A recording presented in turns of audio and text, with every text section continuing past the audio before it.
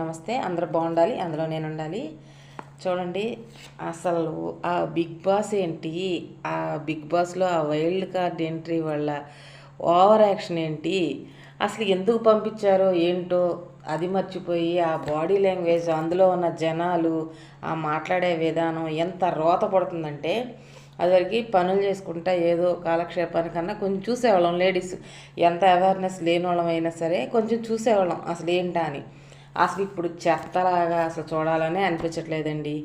ఎవరి కాళ్ళు మాట్లాడుకుని బయటకాడ ఒకప్పుడు మా విజయవాడలో వన్ టౌన్లో ఎప్పుడో మేము చిన్నపిల్లలప్పుడంట కుళాయిల దగ్గర అట్లాగే బాగా కుట్టుకోవడం, చీర ఎగబట్టుకొని కుట్టుకోవడం, ఆ బాడీ లాంగ్వేజ్లు అవి చూస్తే నాకు అవి గుర్తొచ్చినాయండి. సడన్గా నాకు అది గుర్తొచ్చి ఆ మాధురి ఏంటండి, మాధురి ఎందుకు మాధురి వచ్చి బిగ్ బాస్ మొత్తాన్ని హౌస్ని చండాలం పెంట పెంట చేసేసింది. అసలు మాట్లాడడం మంచిగా మాట్లాడడం అనేది లేదు. ఏదైనా పాయింట్ వస్తే ఏదైనా పాయింట్అవుట్ చేసి మాట్లాడవచ్చు. అసలు అదేంటండి ఆ బాడీ లాంగ్వేజ్ ఏంటంటే డ్యాన్స్, భరతనాట్యం డ్యాన్స్ చేసి, భరతనాట్యం కూడా కాదు, ఆ భరతనాట్యమే అయోమయంగా అఘోరంగా ఉంటుంది.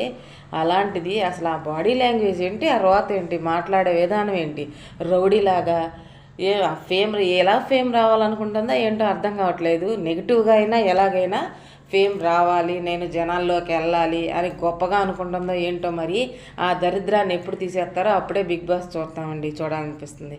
మీరేమంటారు, ఇది నిజమా కాదా? కామెంట్ చేయండి, లైక్ చేయండి, షేర్ చేయండి. Thank you.